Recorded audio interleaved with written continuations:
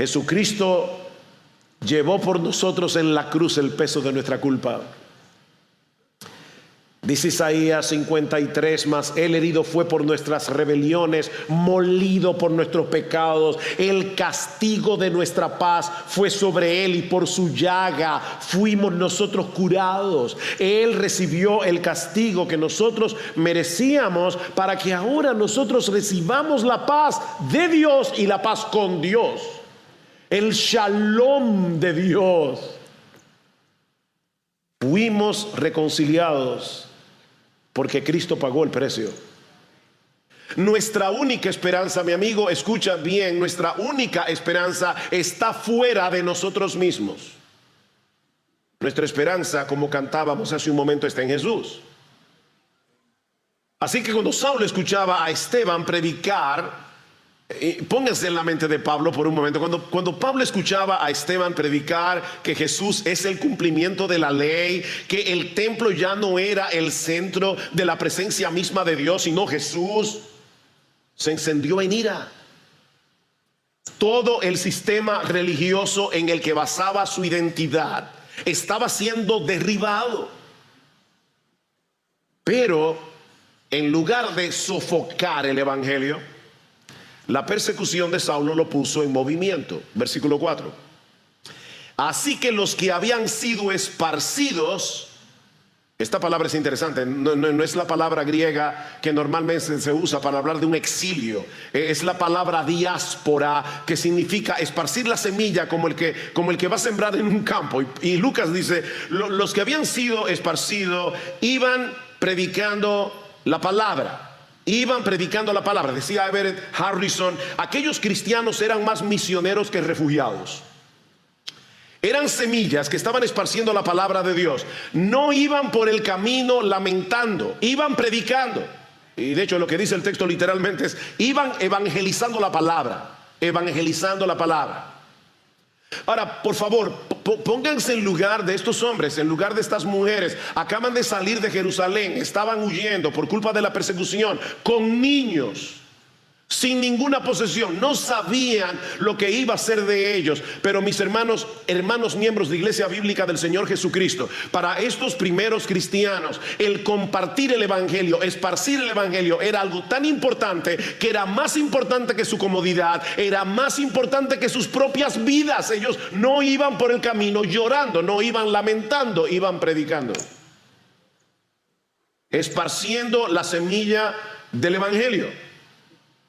Así que lo que Pablo creyó que iba a ser un golpe mortal para la iglesia fue el motor que puso en marcha la gran comisión. Más adelante en Hechos capítulo 11, y yo puedo imaginarme a Lucas, que conocía bien a Pablo cuando escribió este libro. Ya Pablo estaba convertido y él sabía todo lo que Pablo había hecho. Yo imagino a Lucas cuando estaba escribiendo Hechos capítulo 11 versículo 19. Dice así, ahora Hechos 11, 19 conecta otra vez con esta historia y dice, ahora bien, los que habían sido esparcidos a causa de la persecución que sobrevino cuando la muerte de Esteban, llegaron hasta Fenicia, Chipre y Antioquía, no hablando la palabra a nadie, sino solo a los judíos. Pero había algunos de ellos, hombres de Chipre y de Cirene, los cuales al llegar a Antioquía hablaron también a los griegos, predicando al Señor Jesús. ¿Y saben qué pasó? Una gran multitud se convirtió en Antioquía. Allí comenzó la iglesia que iba a ser el eje misionero que habría de llevar el evangelio por toda Asia, por toda Europa. ¿Y saben quiénes fueron los protagonistas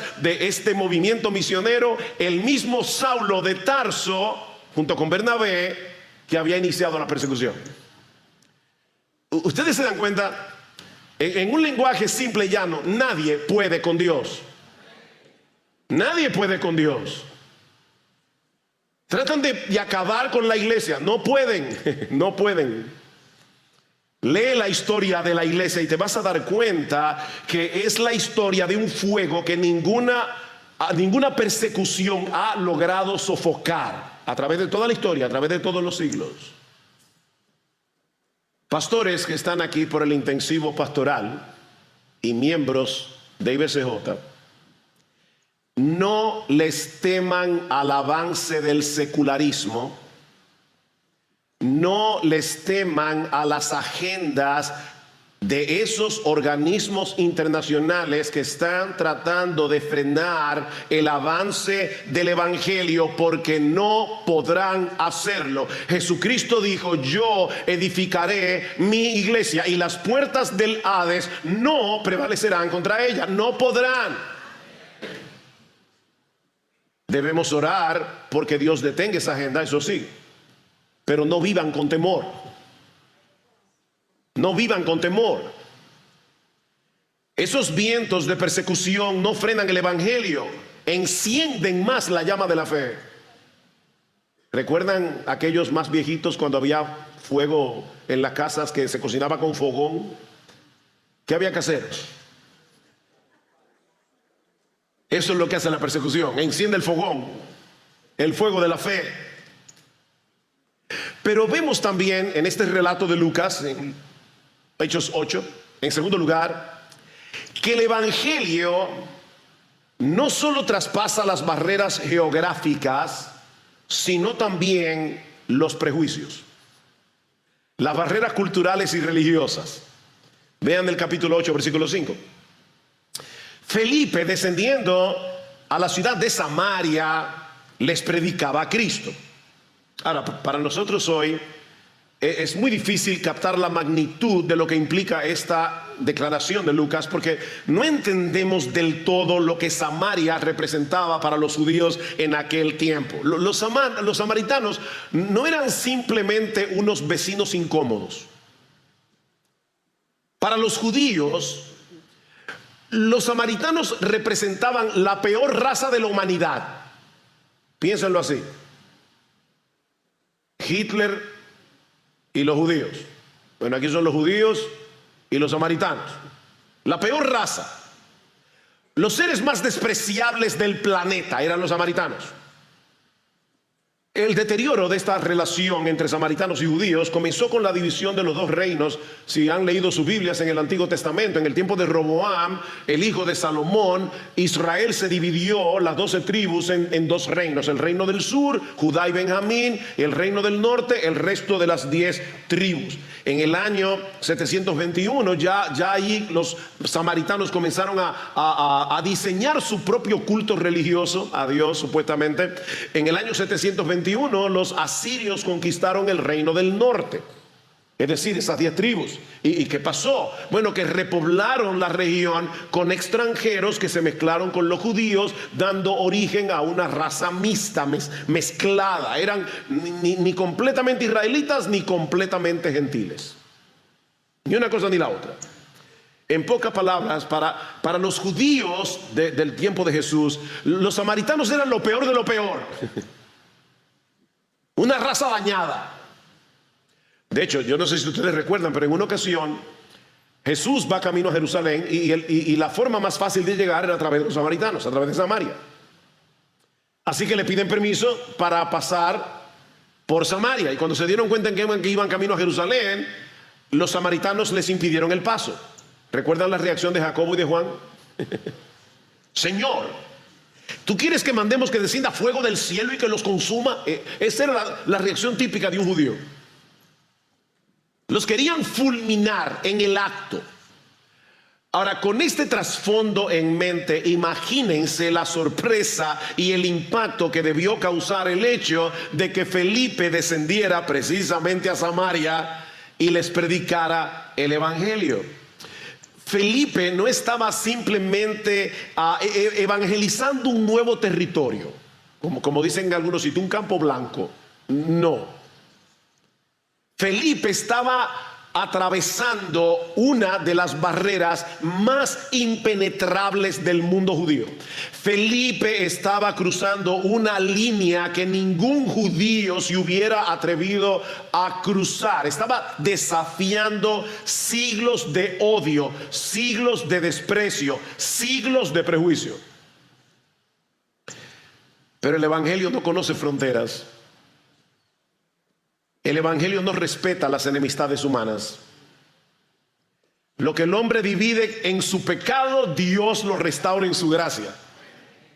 Y eso no solamente pasa entre naciones, eso pasa entre familias, eso pasa entre amigos. Lo que el hombre destruye en su pecado, Dios lo restaura en su gracia. Versículo 6. Y las multitudes unánimes prestaban atención a lo que Felipe decía al oír y ver las señales que hacía, porque de muchos que tenían espíritus inmundos, estos salían de ellos gritando a gran voz. Era evidente que Jesús era más poderoso, y muchos que habían sido paralíticos y cojos eran sanados, y había gran regocijo en aquella ciudad. Muchos siglos antes de que eso pasara, y esto es súper importante, porque Lucas, a propósito, quiere mostrarnos a través del libro de los Hechos cómo se cumplen las profecías del Antiguo Testamento. Muchos siglos antes de que Felipe visitara Samaria, en Ezequiel capítulo 37, versículos 19 al 22, Dios había profetizado que iba a tomar las dos casas de Israel, el reino del sur y el reino del norte, y las haría un solo pueblo bajo un solo rey, nuestro precioso Señor y Salvador Jesucristo. En Cristo toda enemistad quedó clavada en la cruz. Nuestra enemistad hacia Dios y las enemistades horizontales. Mis hermanos, ahora la única identidad que importa no es si tú eres venezolano, dominicano, chileno. La única identidad que importa es la de ser parte de los redimidos del Cordero. Ahora, déjame ayudarte a conectar los puntos. ¿Tú entiendes lo que eso significa? Que el evangelio es más grande que nuestras divisiones, más fuerte que nuestros prejuicios, más poderoso que nuestras enemistades. Y lo digo, hermanos, porque lamentablemente no siempre somos coherentes con esa realidad. Y dejamos que el rencor y la amargura encuentre lugar, un hueco por donde entrar su veneno en nuestro corazón. Pero mi hermano, si tú eres creyente, deja esos rencores al pie de la cruz. Deja esos rencores al pie de la cruz. En el reino de Cristo no hay espacio para las enemistades que el evangelio ya abolió. ¿Qué dice Pablo en Efesios capítulo 4 versículo 32? Quítense de vosotros toda amargura, enojo, ira, gritería, maledicencia. Antes, sed benignos unos con otros, perdonándoos unos a otros, como Dios también los perdonó a vosotros en Cristo. Toda enemistad ha sido abolida, hermanos. Ahora, volviendo a nuestra historia y dejando de lado por un momento al personaje de Simón el Mago, que veremos brevemente, cuando los apóstoles se enteran de lo que está sucediendo en Samaria, recuerden lo que yo dije del prejuicio. Ya Felipe traspasó la línea, pero ahora los apóstoles dicen, ¿cómo? ¿Que el evangelio llegó a Samaria?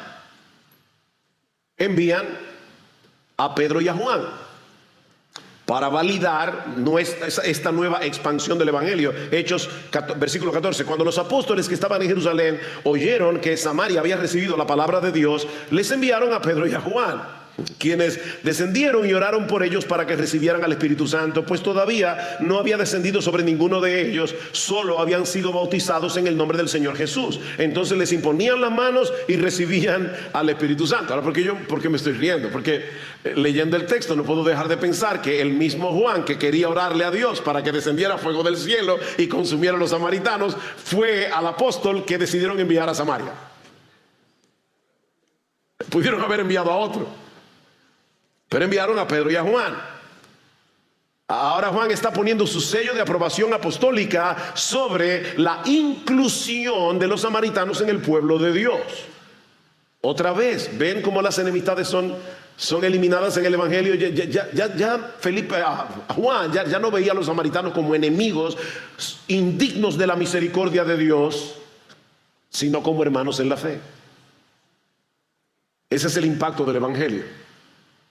Ahora, si se dieron cuenta, aquí sucede algo inusual, y es el hecho de que los samaritanos creyeron cuando Felipe les predicó, pero no tuvieron todavía el bautismo del Espíritu Santo que sucedió en Pentecostés. El Espíritu Santo no vino sobre ellos. ¿Y por qué esto es inusual? Porque ese no es el patrón que nosotros vemos en el resto del Nuevo Testamento.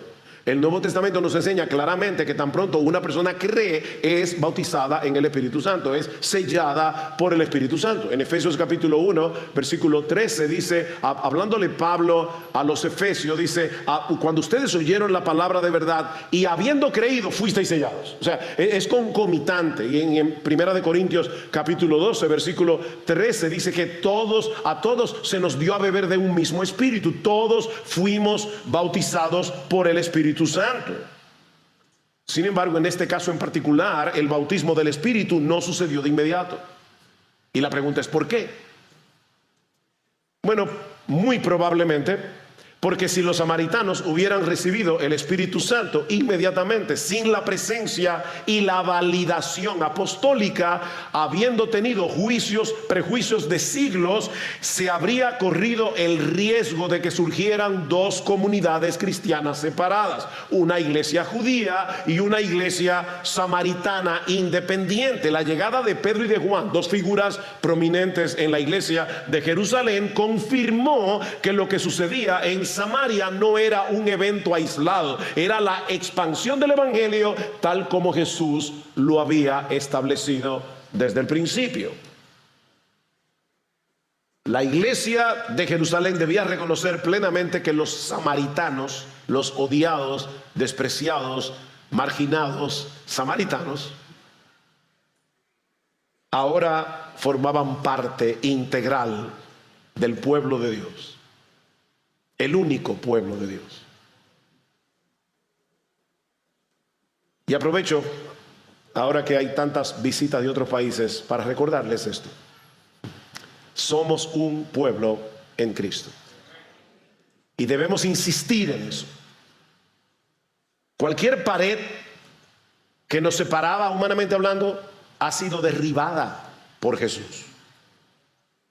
Ricos y pobres, educados, no educados, dominicanos, venezolanos, chilenos, franceses, mexicanos, hondureños, y como yo no tengo tan buena memoria, cualquier otra nacionalidad que haya aquí, haitianos. Si somos cristianos, somos uno. Somos uno. Y debemos amarnos y relacionarnos y servirnos como uno. Nuestra ciudadanía está en los cielos. Tú eres secundariamente dominicano, haitiano, venezolano, chileno, francés, secundariamente. Todos los creyentes aquí tenemos el mismo pasaporte. Somos ciudadanos del reino de los cielos. Pero este relato también nos enseña, en tercer lugar, que el evangelio puede llegar a ser atractivo por razones equivocadas. El evangelio puede resultar atractivo a ciertas personas por razones equivocadas. Simón el mago. Vamos a volver atrás ahora, versículo 9. Y cierto hombre llamado Simón hacía tiempo que estaba ejerciendo la magia en la ciudad y asombrando a la gente de Samaria, pretendiendo ser un gran personaje. Y todos, desde el menor hasta el mayor, le prestaban atención diciendo: este es el que se llama el gran poder de Dios. Le prestaban atención porque por mucho tiempo los había asombrado con sus artes mágicas. Noten las veces que Lucas menciona la palabra asombrado. Esta es una palabra importante aquí: asombrado, asombrados. Pero cuando creyeron a Felipe, que anunciaba la buena nueva del reino de Dios y el nombre de Cristo Jesús, se bautizaban tanto hombres como mujeres, y aún Simón mismo creyó, y después de bautizarse continuó con Felipe y estaba atónito, la misma palabra asombrado, al ver las señales y los grandes milagros que se hacían.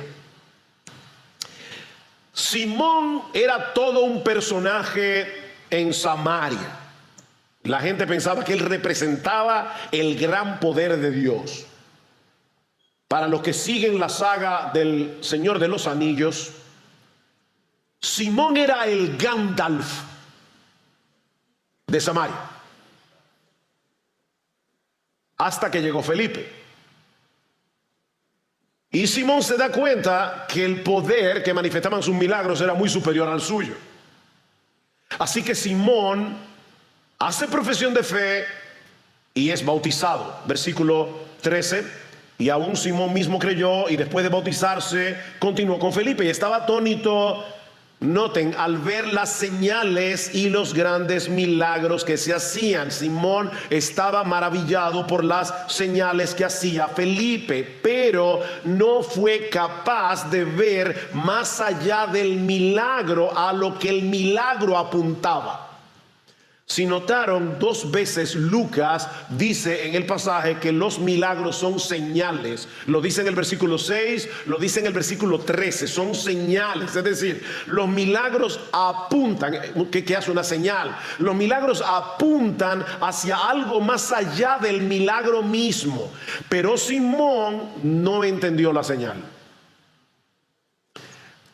John Piper lo ilustra de esta manera. Imagina una madre que está con un niño pequeño en brazos.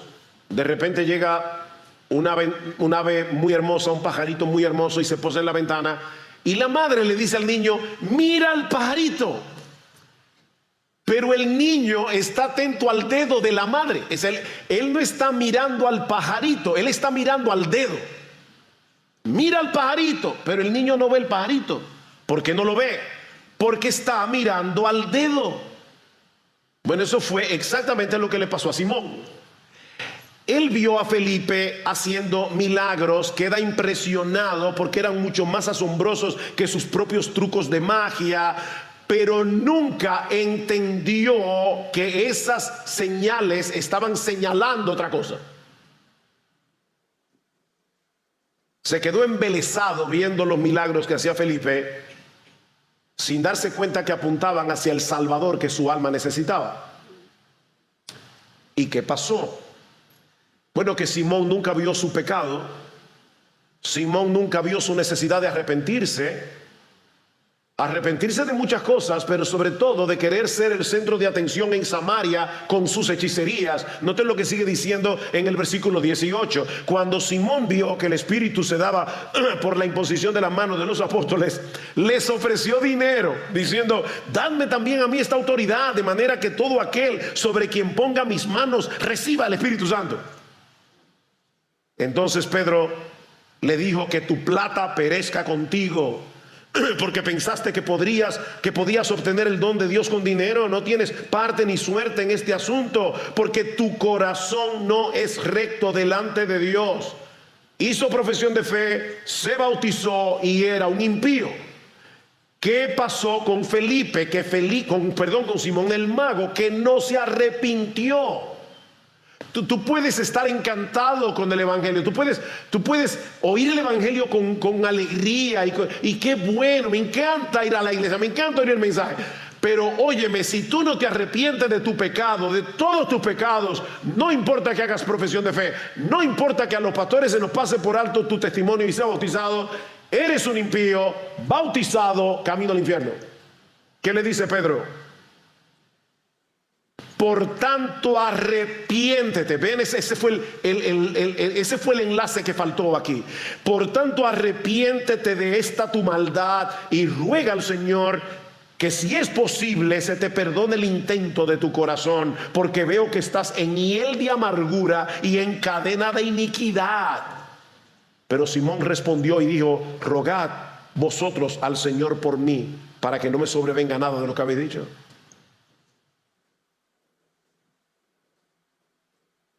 Embelesamiento sin arrepentimiento no es igual a salvación. Embelesamiento sin arrepentimiento no es igual a salvación. Ustedes se dan cuenta, leyendo entre líneas, que Simón quería volver a tener la posición de preeminencia que tenía en Samaria antes de que llegara Felipe. En otras palabras, Simón quería seguir con su negocito, y ahora con un poder mayor.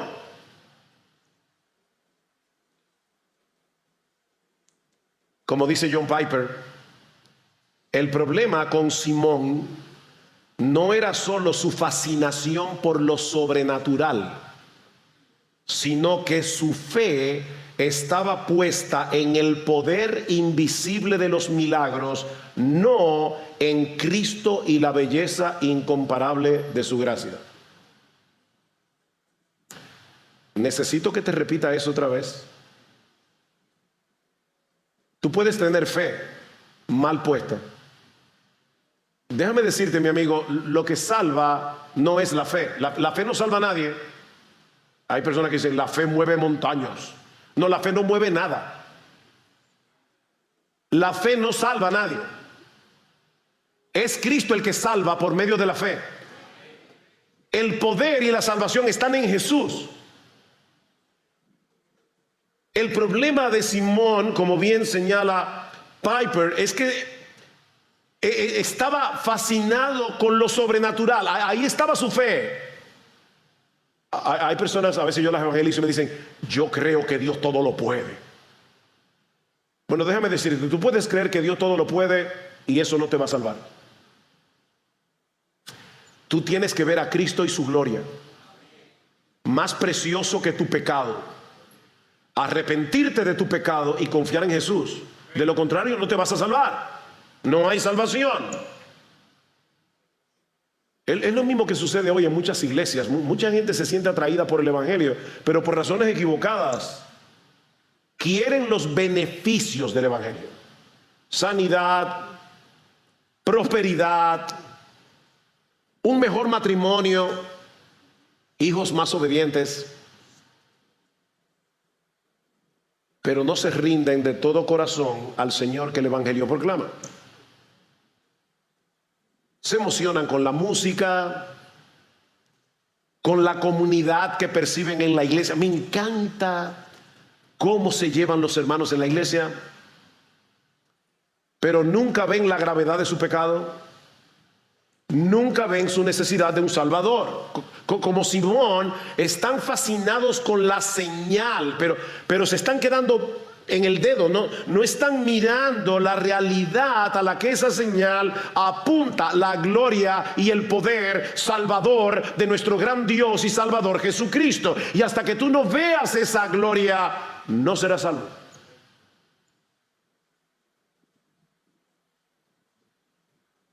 Déjame hacerte una pregunta. ¿Qué significa Cristo para ti?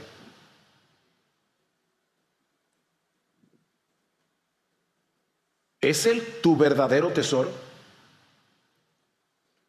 ¿O simplemente estás buscando lo que Él puede darte?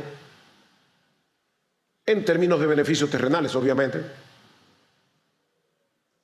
Porque déjame decirte algo, mi amigo, con todo mi amor. El evangelio no es un medio para conseguir otra cosa. El evangelio es Cristo. Él es la buena noticia del evangelio. El evangelio es Cristo.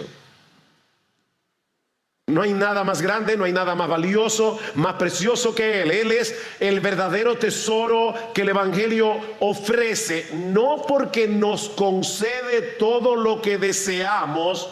Escucha bien. No porque Jesús nos concede todo lo que deseamos, sino porque Él contiene en sí mismo, en su persona, todo lo que necesitamos. Él es la perla del gran precio, por la que vale la pena perderlo todo. Todo.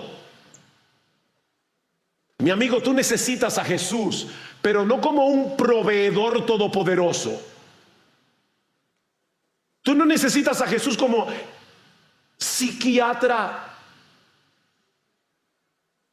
el psiquiatra de tu vida, el psicólogo perfecto, el coach. Esta palabra está de moda, ¿verdad? Tú no necesitas a Jesús como un coach.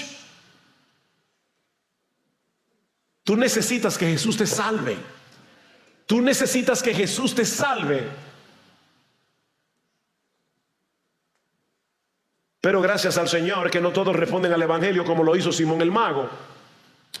Por la gracia de Dios, muchos reconocen a Cristo como el tesoro incomparable que satisface por completo el alma. Y fue con esta certeza que los apóstoles continuaron predicando el evangelio en Samaria. Noten el versículo 25. Y ellos, Juan, Pedro, después de haber testificado solemnemente y hablando la palabra del Señor, iniciaron el regreso a Jerusalén. Pero noten cómo su mente había cambiado, anunciando el evangelio en muchas aldeas de los samaritanos. Ellos no se desanimaron por la falsa profesión de Simón. Siguieron confiando en el poder omnipotente del evangelio. Mi hermano, no te desanimes por aquellos que rechazan tu predicación. No te desanimes por aquellas personas que tú trajiste a la iglesia y al tiempo apostataron de la fe y se fueron al mundo otra vez. No te desanimes. Sigue predicando la palabra, dejando los resultados en las manos del Señor. Y Él hará con tu predicación lo que Él se ha propuesto hacer. Pero hay un episodio más en este relato que nos enseña, en cuarto y último lugar, que el avance del evangelio sigue la agenda del Espíritu, no la nuestra. El avance del evangelio sigue la agenda del Espíritu Santo, no la nuestra. Versículo 26. Un ángel del Señor habló a Felipe diciendo: levántate y ve hacia el sur al camino que desciende de Jerusalén a Gaza. Y Lucas, para que por si acaso no lo sabíamos, dice: este es un camino desierto. Miren, si alguien hubiera diseñado una estrategia misionera para expandir el evangelio, seguramente habría enviado a Felipe a otro sitio, a otro lugar. Felipe había demostrado ser muy eficiente predicándole el evangelio a multitudes, pero ahora el Espíritu lo está guiando hacia un camino desierto, para colmo peligroso, para predicarle a un solo hombre, a un solo hombre. Miren, ningún judío transitaba por esa ruta. Aparte de ser un camino desierto, como dice el mismo Lucas, Gaza era una ciudad filistea. Y Filistea era siempre, a través de la historia, uno de los enemigos más feroces de Israel. Pero el ángel le dijo a Felipe que se dirigiera a ese lugar. Y lo interesante es que no le da ninguna información adicional. Vete al camino de Gaza. ¿Y hacer qué ahí? Ahí no hay nadie. Porque yo te lo ordeno. ¿Y saben qué hizo Felipe? Obedeció. ¿Cuál fue la razón de este mandato tan extraño? Porque, hermanos, déjenme aprovechar esto para decir una nota. La obediencia a Dios no requiere que Él nos explique lo que Él está haciendo, o cuál será el resultado. No, él ordena, nosotros obedecemos, aunque la orden nos parezca absurda. A ti te parece absurda, a mí me parece absurda, pero Dios tiene un plan. ¿Cuál fue el propósito? Versículo 27. Él se levantó y fue, y he aquí había un eunuco etíope, alto oficial de Candace. Candace era la reina madre de los reyes etíopes, que por cierto no era Etiopía. La Etiopía actual es el actual Sudán, y le llamaban Candace porque los reyes nadie lo veía. Entonces la madre, a la que le decían Candace como un título, era la que daba la cara. Así que este etíope era alto oficial de Candace, reina de los etíopes, el cual estaba encargado de todos sus tesoros y había venido a Jerusalén para adorar. Regresaba sentado en su carruaje y leía el profeta Isaías, y el Espíritu le dijo a Felipe: ve y júntate a ese carro. Felipe debía ir a ese lugar para poder predicarle el evangelio a un eunuco etíope. Y aquí es donde la estrategia de Dios se pone más interesante y más sorprendente.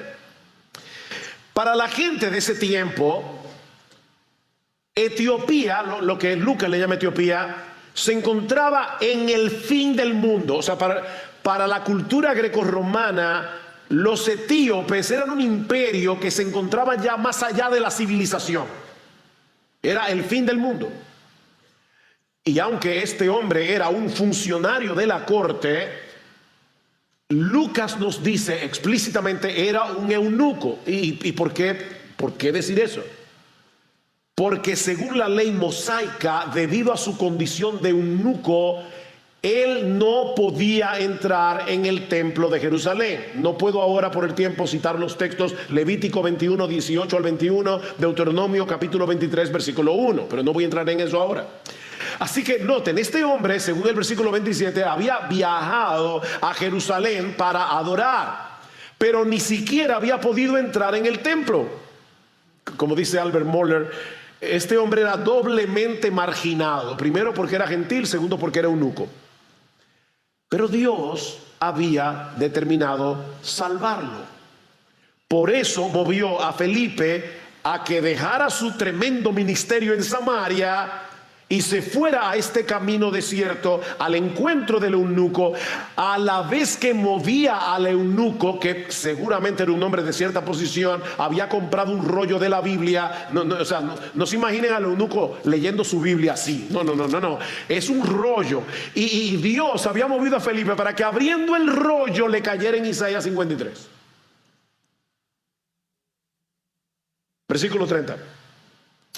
Cuando Felipe se acercó corriendo, le oyó leer al profeta Isaías. De paso, en aquellos días, y no voy a explicar ahora por qué, pero casi nadie leía en voz alta. Eso era casi imposible. Se veía como una hazaña el que una persona pudiera leer en silencio. Todo el mundo leía en voz alta. Creo que lo dije al revés. No, nadie leía en silencio, todo el mundo leía en voz alta. Y el que sabía leer en voz alta, nadie leía en silencio, todo el mundo leía en voz alta. Estoy enredado.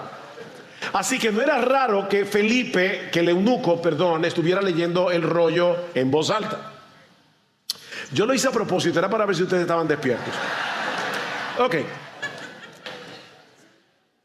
Dice el texto, versículo 30. Cuando Felipe se acercó, obviamente como él está leyendo en voz alta, le oyó leer al profeta Isaías y le dijo: ¿tú entiendes lo que lees? ¿Tú entiendes lo que lees? Deténgase un momento allí. Porque dice en el versículo 31 que él le responde: ¿cómo podré a menos que alguien me guíe? E invitó a Felipe a que subiera y se sentara con él. Mis hermanos amados, miembros de Iglesia Bíblica, este es el método de Dios para salvar a los pecadores. ¿Cuál? Su palabra predicada por un creyente. Ese es el método. Su palabra predicada por un creyente. En estos días estaba orando por la salvación de alguien a quien yo amo de todo corazón y está fuera del país. Y yo le decía: Señor, por favor, allí donde está, envíale una persona que le predique el evangelio. Y estoy orando desde hace días por el Señor, envíale a alguien. Pero un día orando me di cuenta, o caí en la cuenta, de que en el mundo entero hay un montón de cristianos pidiendo lo mismo. Señor, envía a alguien. Y de que yo pudiera ser la respuesta a la oración de uno de esos cristianos. ¿Alguna vez tú has considerado que tú podrías ser la respuesta a la oración de alguien que está clamando a Dios por la salvación de un ser querido? Piénsalo. En este mismo instante muchos le están pidiendo al Señor: Señor, envía a uno de tus hijos a predicar el evangelio, fulano. ¿Has pensado que tal vez ese creyente eres tú? El método de Dios no ha cambiado. Dios salva a los perdidos a través de creyentes que predican la palabra. Y nadie está fuera del alcance de su poder. Esta historia del etíope eunuco es un testimonio del amor soberano de Dios por los pecadores que el mundo rechaza, por los marginados. Si este hombre hubiera tratado de acercarse a Dios a través de la religión judía, habría encontrado una barrera insalvable. Pero otra vez, en Cristo, todas las barreras han sido derribadas. Dios había movido cielo y tierra para que este hombre escuchara el evangelio. Lo llevó a Jerusalén, lo guió a Isaías 53, luego llevó a Felipe para guiarlo a Cristo a través de este pasaje de las Escrituras. Dios estaba moviendo cielo y tierra como lo hizo para salvarte a ti. ¿Has pensado en eso? Versículo 32. El pasaje de la escritura que estaba leyendo era este, Isaías 53. Como oveja fue llevado al matadero y como cordero mudo delante del que lo trasquila, no abre su boca. En su humillación no se le hizo justicia. ¿Quién contará su generación? Porque su vida es quitada de la tierra. El eunuco respondió a Felipe y dijo: te ruego que me digas, ¿de quién dice esto el profeta? ¿De sí mismo o de algún otro? Entonces Felipe abrió su boca y comenzando desde esta escritura le anunció el evangelio de Jesús. No sabemos qué fue lo que Felipe le dijo al eunuco, pero podemos imaginarlo. 700 años antes del nacimiento de Jesús, Isaías había descrito con lujos de detalles los hechos y el significado de la cruz. Durante siglos los judíos estuvieron llevando corderos al templo para ser sacrificados, pero a Isaías se le reveló que todos esos animales apuntaban hacia el verdadero sacrificio, el Cordero de Dios que quita el pecado del mundo.